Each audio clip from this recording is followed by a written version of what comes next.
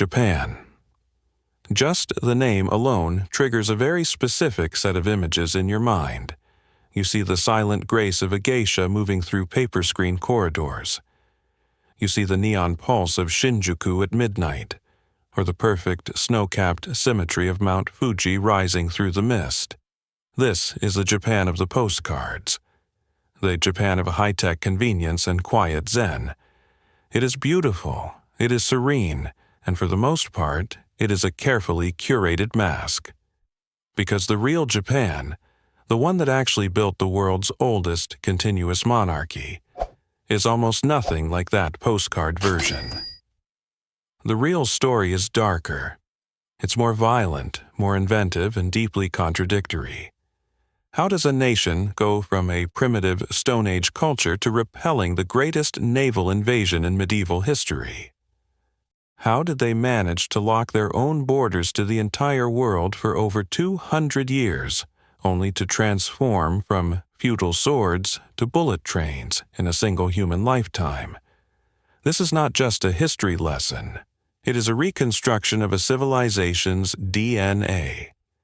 We are going to look past the temples and the warriors to see the moments when everything could have gone differently, but didn't.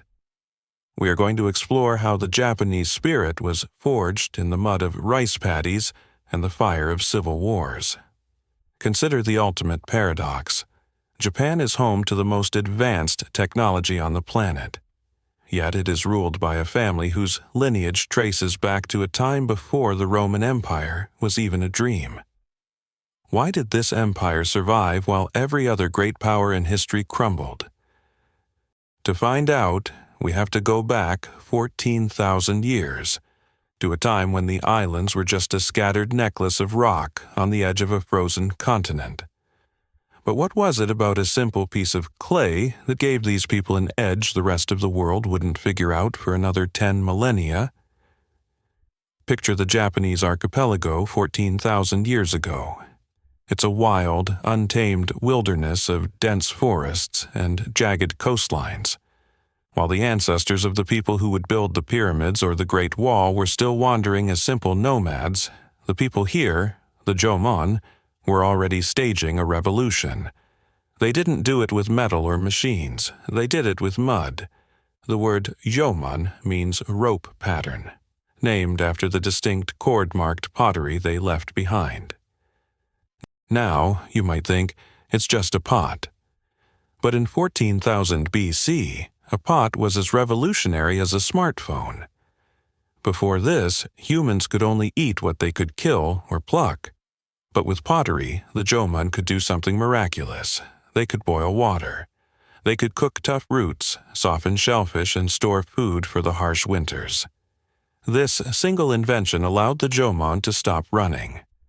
They became one of the few cultures in human history to settle into permanent villages without ever becoming farmers.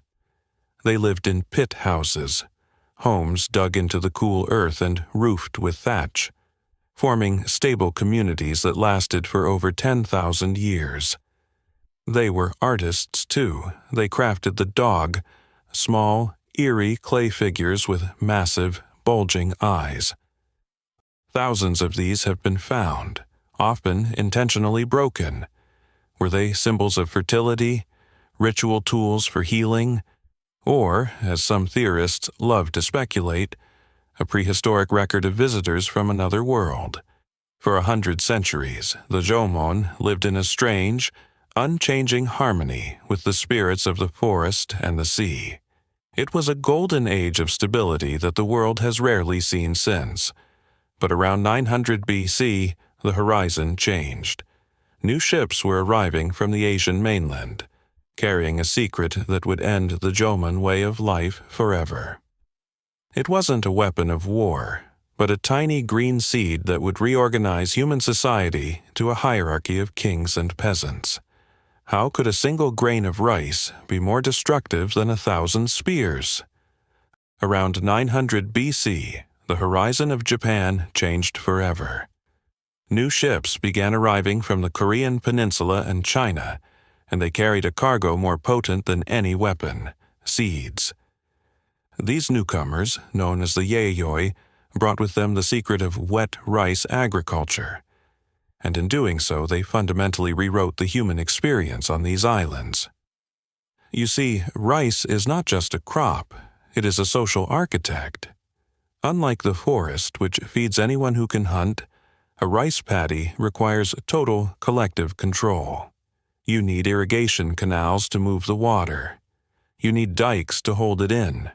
You need hundreds of people working in perfect, rhythmic harmony just to survive a single season. This level of labor required a manager, and a manager very quickly becomes a leader. For the first time in Japanese history, surplus food began to pile up in granaries. And in the ancient world, whoever controlled the granary controlled the people. The egalitarian world of the Jomon, where the forest belonged to everyone, was systematically dismantled. In its place rose a world of hierarchy, where your worth was measured by how much grain you owned. But the Yayoi brought more than just seeds. They brought fire and metal, bronze mirrors for sacred rituals, and iron blades for the inevitable wars that followed. As populations exploded, the islands became crowded. Small villages grew into chiefdoms, and chiefdoms turned into warring states. The peaceful hunters were replaced by a society obsessed with status, land, and lineage. The foundations of the Japanese soul, the discipline of the group over the individual, and the sacred relationship between the people and the soil were all born here, in these flooded fields. By 300 AD, these tribal wars had distilled into a single, dominant power based in the Yamato Plain. But who were the mysterious rulers who could command thousands of men to build tombs so massive they rivaled the pyramids? And what secret did they claim about their bloodline that made them untouchable for the next 2,000 years?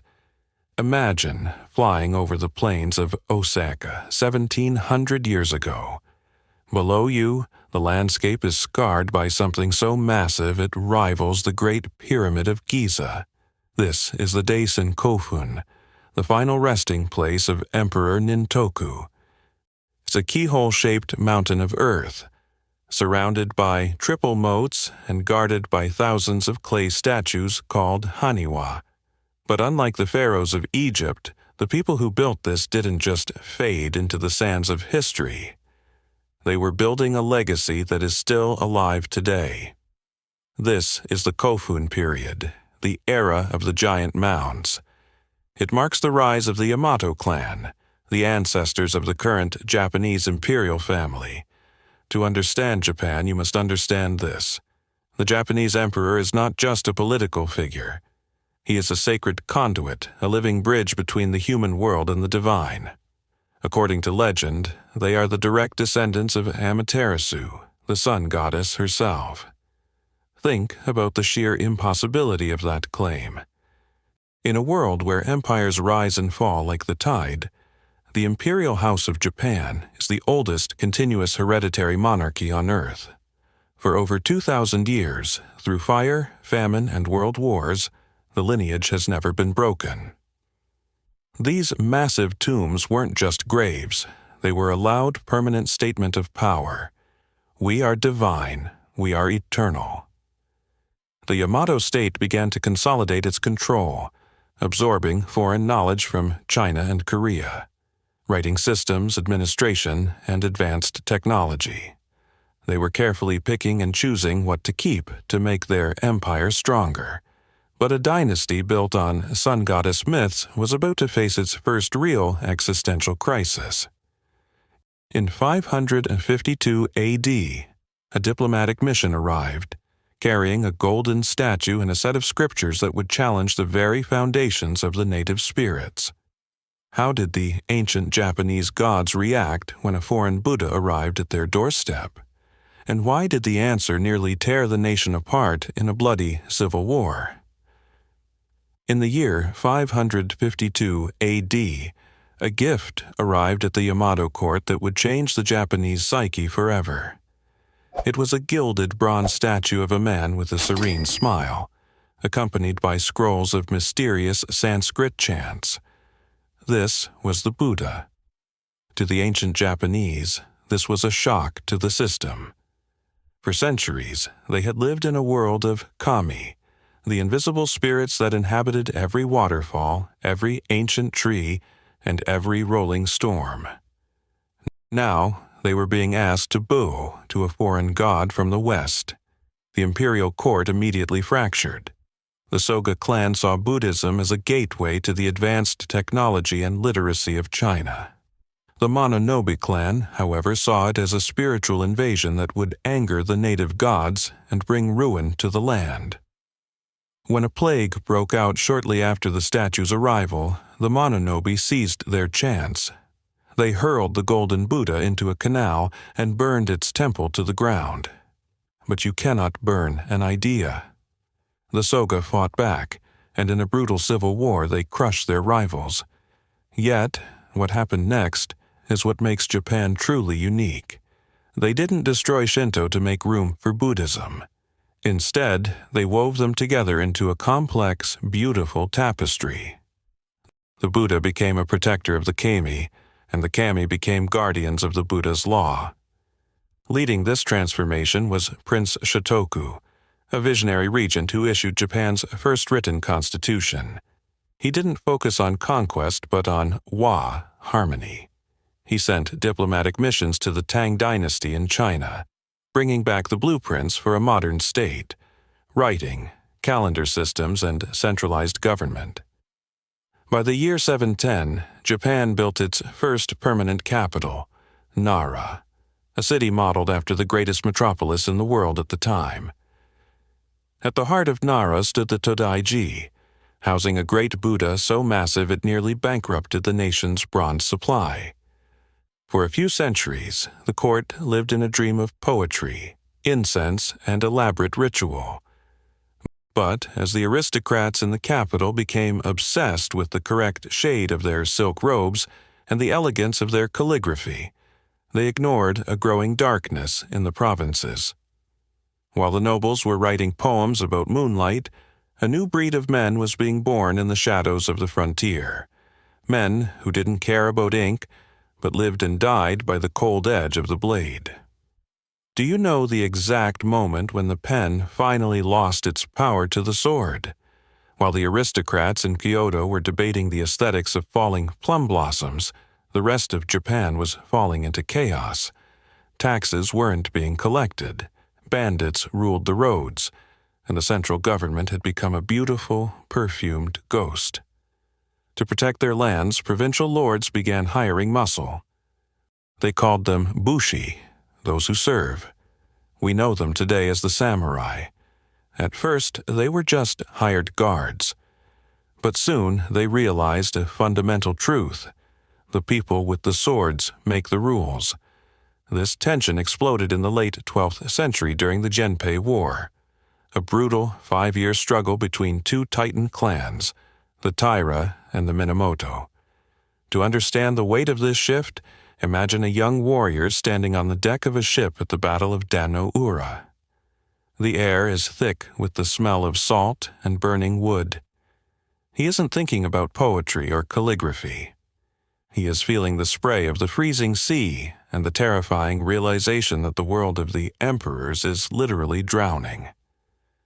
As the Taira fleet is decimated, he watches in horror as the grandmother of the 7-year-old Emperor Antoku takes the child in her arms.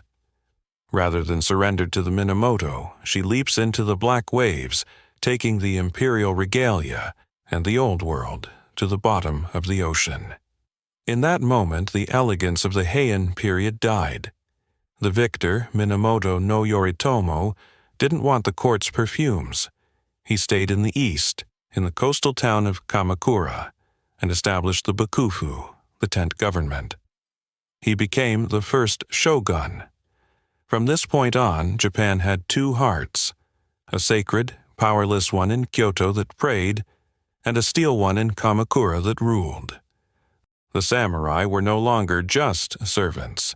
They were the new masters of the archipelago, governed by a code of absolute loyalty and the constant presence of death.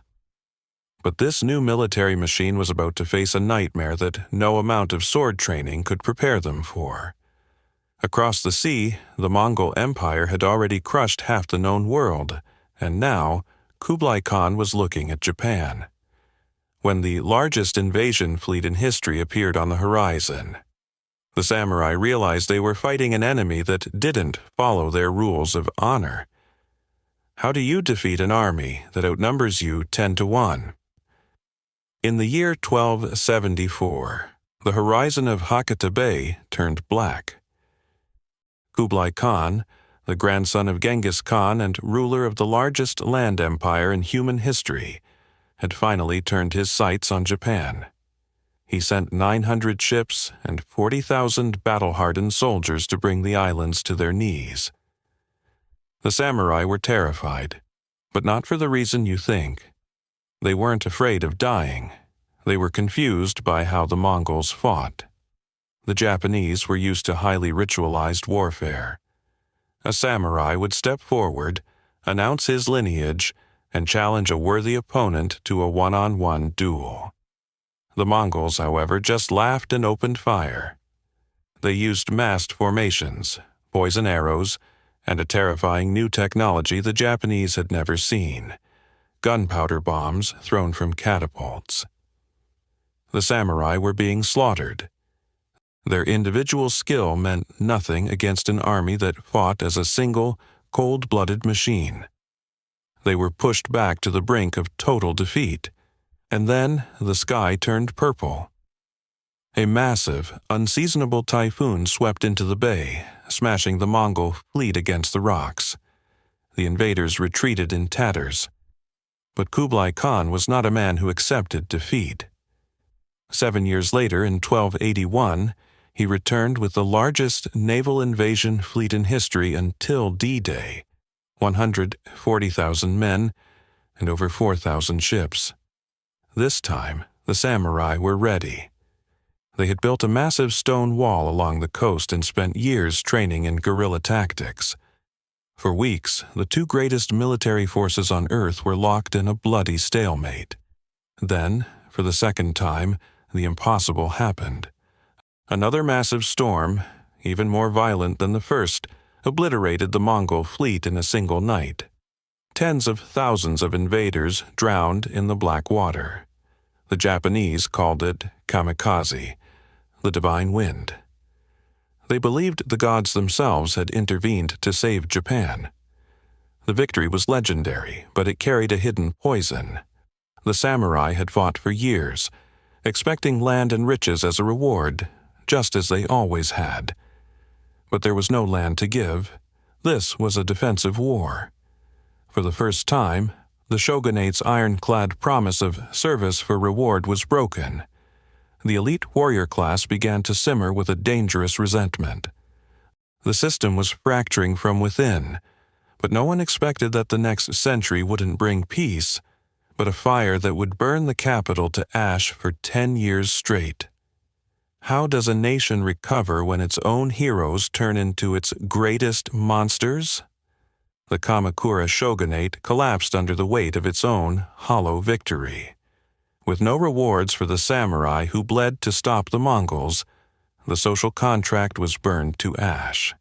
For the next 150 years, Japan descended into a nightmare known as the Sengoku Jidai, the Age of the Warring States.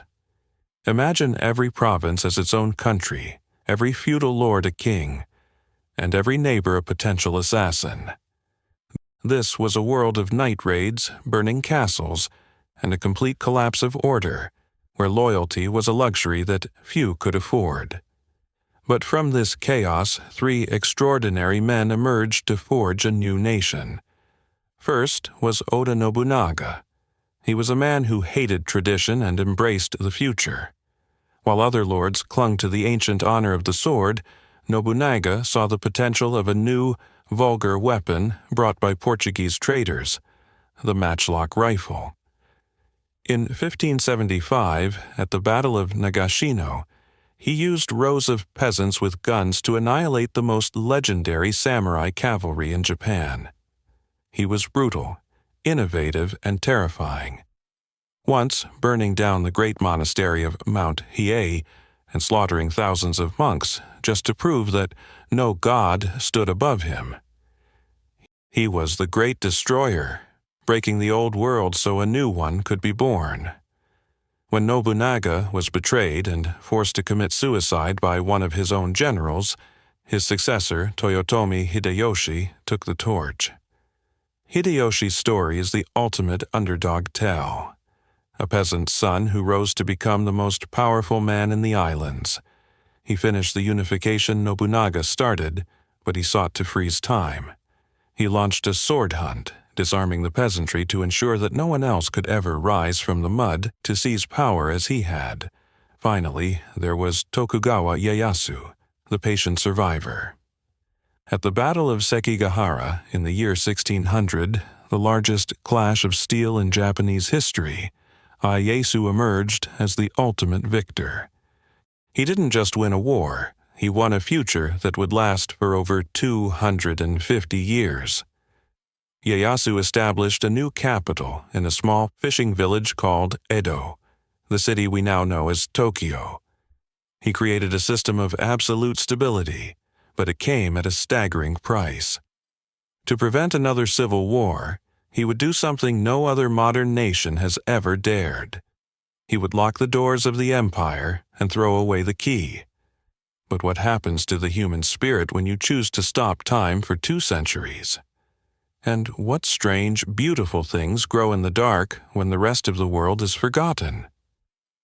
For the next 250 years, Japan became a ghost to the rest of the world. Under the Tokugawa shogunate, the islands were placed under Sakoku, the locked country. Foreigners were expelled, Christianity was purged, and any Japanese citizen who dared to leave the shore was promised an execution upon their return.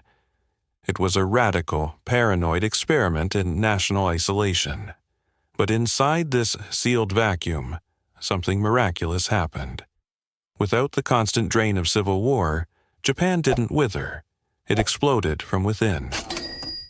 The small castle town of Edo grew into the largest city on earth, surpassing even London and Paris. With no battles left to fight, the samurai, the once feared killing machines, were forced to trade their katanas for calligraphy brushes and tax ledgers. They became bureaucrats in silk robes, living on fixed rice stipends that slowly lost their value in a changing economy. The real power shifted to the streets. A new, vibrant merchant class emerged, fueling a cultural renaissance that would eventually conquer the globe. This was the era of ukiyo, the floating world. It gave us the haunting beauty of ukiyo-e woodblock prints, the dramatic roar of kabuki theater, and the compressed wisdom of haiku poetry. It was a world of geishas, sumo wrestlers, and tea houses, a culture so distinct and refined because it had no outside influence to dilute it. Yet, this golden age of stability was built on a fragile foundation. While the merchants of Edo feasted, the peasants in the countryside were bled dry by taxes.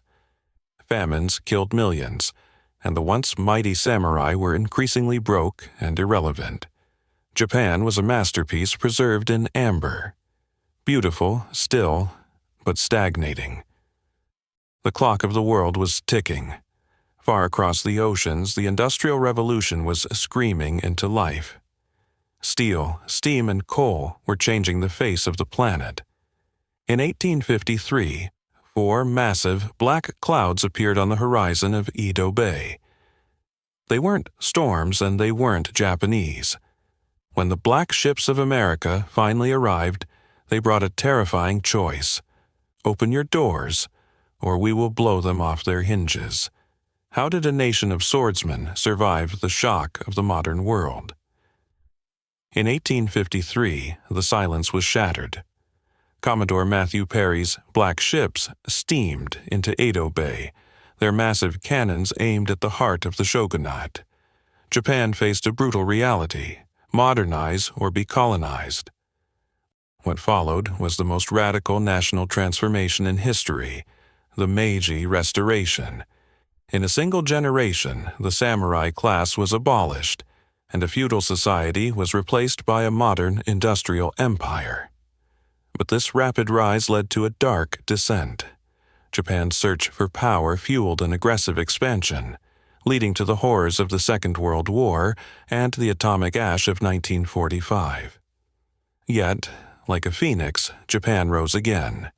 From the ruins of defeat, they built an economic miracle, conquering the globe not with swords, but with technology and innovation. Today, Japan stands as a living paradox. It is a land where bullet trains speed past ancient temples, and where the imperial line, unbroken for over 2 millennia, still endures. Japan never just imitated the world, it mastered it. Ancient, modern, and eternal. This is the real Japan. 3,000 years of history, and the story is far from over. Thank you for watching Time Warp History.